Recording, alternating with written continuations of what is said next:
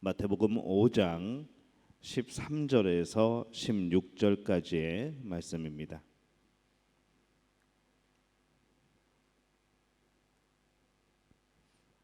마태복음 5장 13절에서 16절까지의 말씀 우리 한 목소리로 함께 봉독하겠습니다. 너희는 세상의 소금이니 소금이 만일 그 맛을 잃으면 무엇으로 짜게 하리요?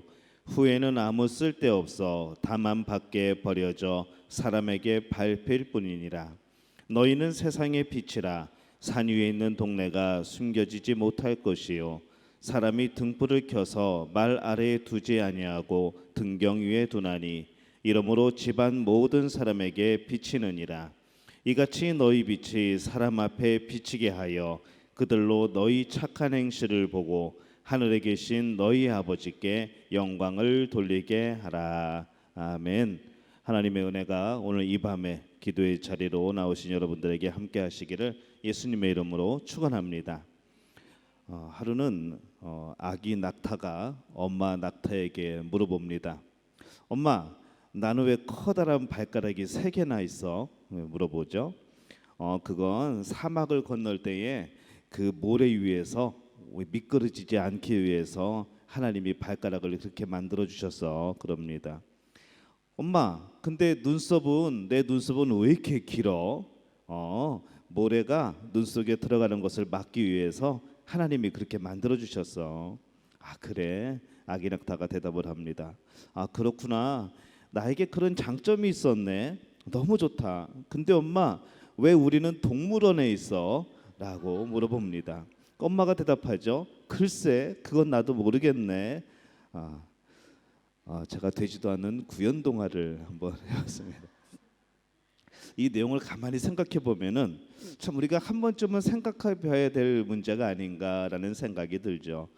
우리는 복음을 전하기 위해서 필요한 것들을 다 갖추고 있습니다. 또 봉사하고 헌신하기 위해서 필요한 것들은 다 갖추고 있습니다. 또 하나님께 영광 돌릴 수 있는 많은 은사들을 이미 하나님께로부터 받았습니다. 그런데 왜 우리는 그것을 사용하지 않을까요? 엄마, 왜 그런데 우리는 동물원에 있어? 그 질문과 똑같은 질문입니다. 우리는 하나님께로부터 그 많은 것을 받았는데 왜 사용하지 않고 있을까? 바로 이것이 오늘 예수님이 산상수훈에서 우리를 소금과 빛에 비유하여 말씀하신 그 말씀의 핵심의 내용입니다. 마태복음 5장 13절에 보면은 이렇게 말씀을 하죠. 너희는 세상의 소금이니 소금이 만일 그 맛을 잃으면 무엇으로 짜게 하리요? 후에는 아무 쓸데없어 다만 밖에 버려져 사람에게 밟힐 뿐이니라. 이렇게 말씀을 합니다. 예전에 부산을 한번 가본 적이 있습니다. 부산의 선착장에 이렇게 서 있는데 이제 배들이 막 들어오죠. 근데 그 배에서 소금을 이렇게 삽으로 퍼가지고 이 부둣가에 버리는 것을 봅니다. 저는 뭐 다시 쓰려나 보다라고 생각을 하고 그냥 그렇게 아무렇지도 않게 생각을 했는데 그 소금을 선착장에 그렇게 쌓아놓고 그냥 사람들이 가버립니다. 나중에 와서 다시 쓰겠지라고 생각하고 옆에 그 이제 생선집 아줌마한테 물어보죠. 저 소금은 왜 저렇게 쌓아놓는 거예요? 그랬더니 저 소금은 더 이상 쓸 수가 없는 소금이라고 그럽니다. 왜 소금을 왜 못 쓰냐고, 보기에는 멀쩡한데. 그랬더니 그게 소금을 사용하다 보면은 그 짠맛이 다 빠져버리고 그 결정만 남는다고 그럽니다. 그래서 더 이상 짜지 않기 때문에 저걸로 생선을 보관을 하면은 생선이 금방 상하기 때문에 저 소금은 그냥 버려지는 것이고 또 새로운 소금을 담아간다고 하는 것이죠. 그때 처음 알았습니다. 아, 소금이 맛이 빠지기도 하는구나. 그래서 오늘 말씀에 보면은 다만 밖에 버려져 사람에게 밟힐 뿐이니라 라는 말씀이 바로 그 말씀인 거죠. 예수님 당시는 소금이 오늘보다 훨씬 비쌌던 그런 시대입니다. 이 로마 제국은 노동자들에게 소금을 월급으로 주는 그런 경우도 있었습니다. 이 월급을 의미하는 영어 단어, 이 셀러리라는 단어는 소금을 의미하는 라틴어 살라리움에서 왔죠. 그래서 이 소금의 가치가 어느 정도였는가를 다시 한번 생각해 보게 하는 그런 단어입니다. 예수님은 이 소금의 가치를 알고 있으셨던 분입니다. 이 소금이 어떤 역할을 하는가? 우리가 잘 알다시피 소금은 부패하는 것을 막습니다. 냉장고가 없던 시대 소금의 역할이 참 컸죠. 만약에 소금과 같은 헌신된 그리스도인들이 없다면은 세상은 어쩌면은 이미 멸망하고 이미 심판받고 끝났을지 모르겠습니다. 살아있는 신앙, 행동하는 믿음, 그런 가진 소금과 같은 크리스찬들로 인하여서 이 하나님의 자녀들로 인하여서 누군가 오늘도 타락과 절망 속에 또 소금으로 녹아져서 그들을 꺼내준다는 생각을 하게 될 때에, 그들을 돕고 있다는 생각을 하게 될 때에 우리의 역할이 얼마나 큰 것인가 다시 한번 생각해 보게 되는 것이죠. 또 이 소금은 맛을 냅니다. 독특한 특징이 있습니다. 그래서 소금이 만일 그 맛을 잃으면 무엇으로 짜게 하리요? 후에는 아무 쓸데없어 다만 밖에 버려져 사람에게 밟힐 뿐이니라. 이 세상의 소금인 그리스도인들에게도 독특한 특징이 있어야 합니다. 그리스도인들은 무슨 일을 하든지 죄 짓는 일 말고는 최선을 다해야 되는 것이죠. 기독교인이 만드는 제품은 믿을 수 있어야 합니다. 기독교인이 만드는 음식은 건강한 음식이어야 합니다. 기독교인이 건축을 하면은 세상에서 가장 튼튼한 건축물이 세워져야 되는 것이죠. 우리 주변에 가장 믿을 수 있는 사람은 바로 그리스도인이어야 합니다. 가장 열심히 일하는 사람도 그리스도인이어야 합니다. 바로 그리스도인의 대명사인 것이죠. 그리고 내가 가장 믿을 만한 친구는 바로 그리스도인이어야 합니다. 그리고 여러분들이 바로 그런 사람들이 되어야 합니다. 이것이 우리들의 특징입니다. 근데 우리는 정말 그렇게 살아가고 있을까라는 질문을 해보게 됩니다. 세상 사람들과 전혀 다를 것이 없다면은 우리는 이미 맛을 잃어버린 그런 소금이 되어지는 것이죠. 그래서 이 사도 바울은 골로새서 4장 6절에서 이렇게 말씀을 합니다. 너희 말을 항상 은혜 가운데서 소금으로 맛을 냄과 같이 하라. 그리하면 각 사람에게 마땅히 대답할 것을 알리라. 이렇게 말씀을 합니다. 그리스도의 맛을 내는 소금이라는 거죠.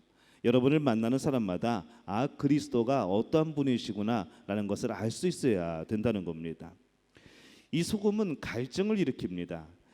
그리스도인들은 다른 사람에게 갈증을 일으켜야 됩니다. 어떤 갈증인가 하면은 하나님에 대해서 더 알고 싶은 갈증, 예수님에 대해서 더 알고 싶어지는 그러한 갈증이 생겨야 된다는 것이죠.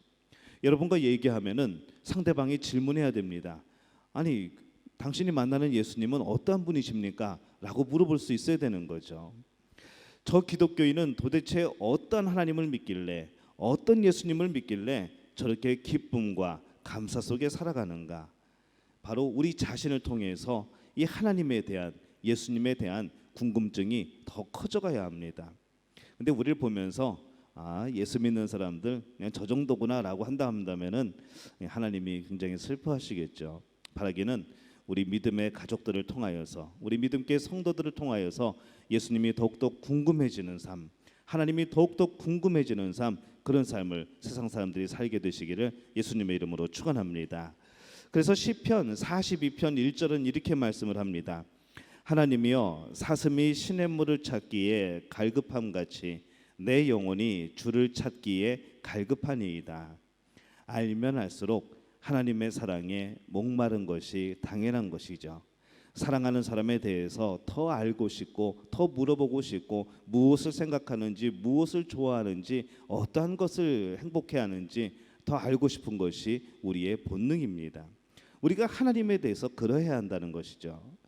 여러분은 사람들에게 하나님에 대해 또 예수님에 대해 사람들이 더 궁금하게 하기 위해 무엇을 행하고 계십니까? 우리가 누리는 기쁨, 그 평안, 이것이 어디서 오는가 그들이 궁금해해야 합니다. 똑같이 예수님을 믿으면서 세상 사람들과 똑같이 인상 쓰고 화내고 날마다 우거지상을 하고 살아가고 도대체 기쁨이 있는 건지 없는 건지 나랑 똑같은 모습으로 살아가는 그리스도인들을 세상 사람들이 본다면은 하나님에 대해서, 예수님에 대해서 더 궁금해하지 않는 것이죠. 그래서 우리가 누리는 기쁨, 우리가 누리는 평안, 이것을 세상 사람들이 궁금해할 수 있어야 되는 겁니다. 이것이 우리의 사명입니다.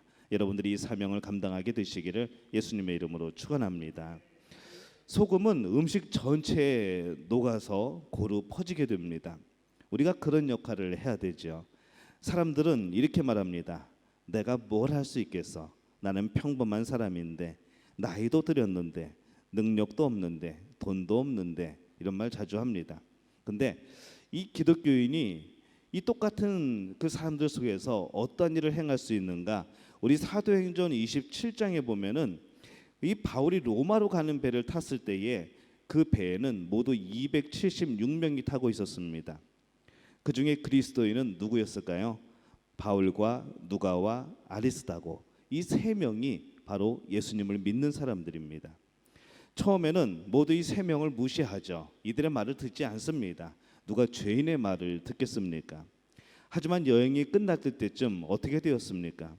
나머지 사람이 그 세 명으로 인하여서 생명을 얻게 되는 것이죠. 바로 우리가 그런 역할을 하는 겁니다.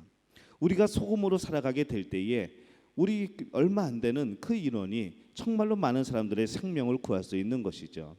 여러분 평생을 살아가면서 여러분 몇 명에게 복음을 전할 수 있을까요? 여러분이 복음을 전하는 그 모든 사람들, 바로 하나님 앞에서 살아나는 사람들인 줄로 믿습니다. 우리가 그런 마음을 가지고 우리의 소금된 역할을 하게 될 때에 바로 구원을 얻는 이들이, 예수님을 만나는 이들이, 하나님의 은혜를 경험하는 이들이 더욱더 넘쳐나게 될 줄로 믿습니다.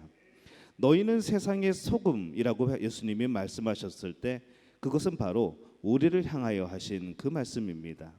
과연 우리는 소금으로 살아가고 있는가? 이 소금의 역할은 교회 안에서가 아니라 교회 밖에서, 세상에서의 소금 역할을 해야 되는 것이죠. 교회 안에서만 짜고 세상에서는 맹숭맹숭한 그런 소금이라고 한다면은 그것이 무슨 의미가 있겠습니까? 이제 우리는 소금통 안에 있는 존재가 아니라 통 밖으로 나와야 될 존재인 것이죠. 소금을 소금통 안에 넣으면은 그냥 소금으로 끝납니다. 하지만 우리가 소금통 밖으로 나가서, 이게 소금통인가요? 소금통 밖으로 나가서 세상 사람들 사이에서 녹아지게 될 때에 우리의 삶으로 예수 그리스도를 증거하게 될 때에 세상이 변화될 줄로 믿습니다. 우리를 통하여서 세상이 하나님을 보게 될 줄로 믿습니다. 예수님을 만나게 될 줄로 믿습니다. 우리 모두가 그 일을 감당하게 되시기를 예수님의 이름으로 축원합니다. 마태복음 5장 14절에서 16절에 보면은 또 예수님이 이렇게 말씀을 합니다. 너희는 세상의 빛이라. 산 위에 있는 동네가 숨겨지지 못할 것이요, 사람이 등불을 켜서 말 아래 두지 아니하고 등경 위에 두나니 이러므로 집안 모든 사람에게 비치느니라. 이같이 너희 빛이 사람 앞에 비치게 하여 그들로 너희 착한 행실을 보고 하늘에 계신 너희 아버지께 영광을 돌리게 하라. 이렇게 말씀을 합니다. 예수님을 표현할 때 가장 많은 표현이 뭔가 하면은 예수님을 빛으로 표현하는 그런 구절이 많이 있습니다. 그래서 우리가 이제 성탄절이 다가오는데 저는 난생 처음으로 땀 흘리는 성탄절을 곧 맞이하게 됩니다. 여러분들은 이미 많이 경험을 하셨겠지만은 저는 이번 성탄절이 정말로 땀 흘리며 반팔 입고 다니게 되는 그런 처음 성탄절입니다. 아직도 지금 적응이 안 됩니다. 몸은 지금 겨울인데 왜 얘가 땀을 흘리고 있을까라고 말하고 있고, 저는 이 적응되지 않는 이 날씨에 어쩌면 좋기도 하면서도 뭔가 이상한 그런 지금 시기를 겪고 있습니다. 그래서 이 성탄절을 중심으로 해서 많이 등장하는 게 있죠. 참 촛불이 많이 등장을 합니다. 성탄절 장식을 하게 될 때에도 꼭 그 안에 촛불 모양의 것들이 들어가죠. 그리고 이 나무를 또 전등으로 장식을 합니다. 성탄 트리에 보면은 반짝반짝하면서 우리 엔젤이라고 부르는 그 등을 달게 됩니다.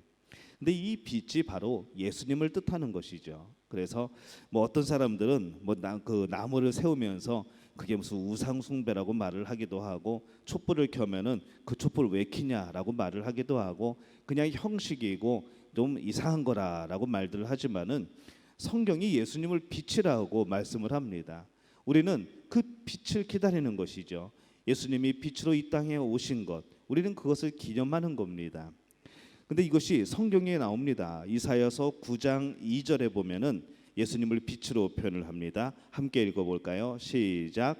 흑암에 행하던 백성이 큰 빛을 보고 사망의 그늘진 땅에 거주하던 자에게 빛이 비추도다. 예수님이 이 땅에 오셔서 흑암에 행하던 백성이 그 예수님을 보고 그늘진 땅에 사망의 땅에 거주하던 자들이 빛이 비춰서 그들이 예수님 앞으로 나오게 된다는 바로 예언의 말씀인 것이죠. 요한복음 8장 12절에서도 이렇게 말씀을 합니다. 함께 읽어볼까요? 예수께서 또 말씀하여 이르시되 나는 세상의 빛이니 나를 따르는 자는 어두움에 다니지 아니하고 생명의 빛을 얻으리라. 이렇게 선언을 하십니다. 요한복음 1장 4절입니다. 함께 읽습니다. 그 안에 생명이 있었으니 이 생명은 사람들의 빛이라.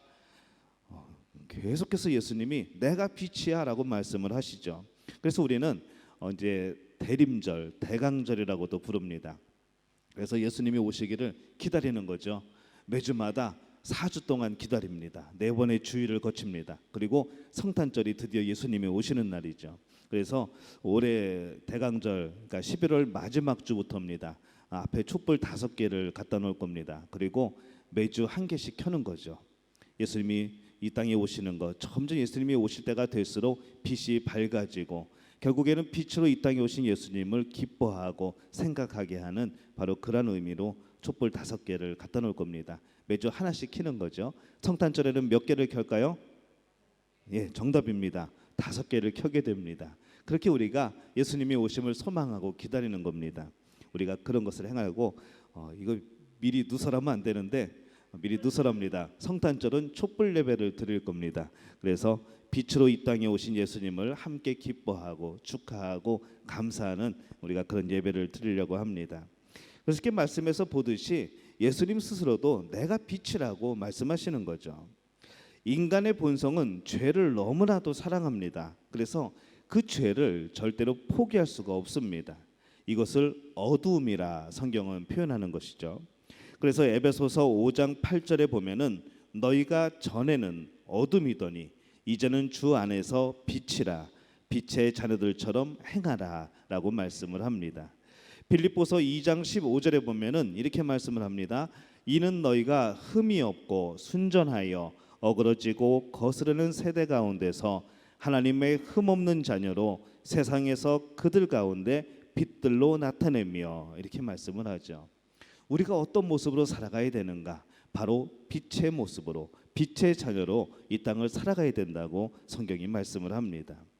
우리는 예수 그리스도의 빛을 받아서 다른 사람에게 비추어주는 그런 거울의 역할을 하는 사람들이죠. 모든 일들에서 그랬습니다. 심지어는 마트에서 쇼핑할 때에 그때조차도 내 카트 안에 있는 물건에서조차도 바로 예수님의 빛이 드러나야 되는 것이죠. 여러분의 주머니 속에서도 예수님의 빛이 있어야 합니다. 주머니에 것을 다 꺼내놓았을 때 부끄럽지 않아야 되는 것이죠. 하나님은 여러분들을 모든 일에 사용하기를 원하십니다.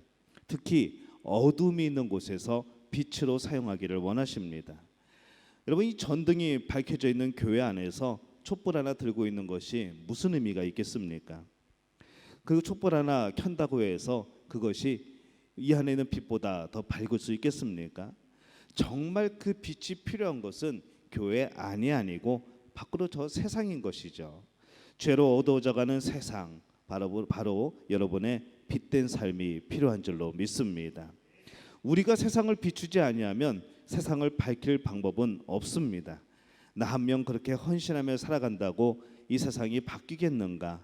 뭐 효과가 있겠는가? 그런 생각을 할 수도 있죠. 그러나 가만히 생각해 보면은 예수님의 제자는 12명입니다. 그 12명의 제자를 통해서 지금 온 세상에 복음이 퍼져나갔습니다. 예수님을 믿는 사람들이 넘쳐납니다. 여러분들도 그 12명으로 시작된 그 복음 전파를 시작으로 오늘 여러분이 하나님의 자녀 예수 그리스도의 제자가 된 것 아닙니까? 마찬가지로 한 명의 복음 전파자로 한 나라를 복음화시키게 되고 또 한 명의 복음 전파로 인하여서 그 주변의 사람들이 모두 다 예수님을 믿게 되는 놀라운 역사가 분명히 일어나게 되는 줄로 믿습니다. 누구부터 시작하는가? 바로 나로부터 시작하는 것이죠.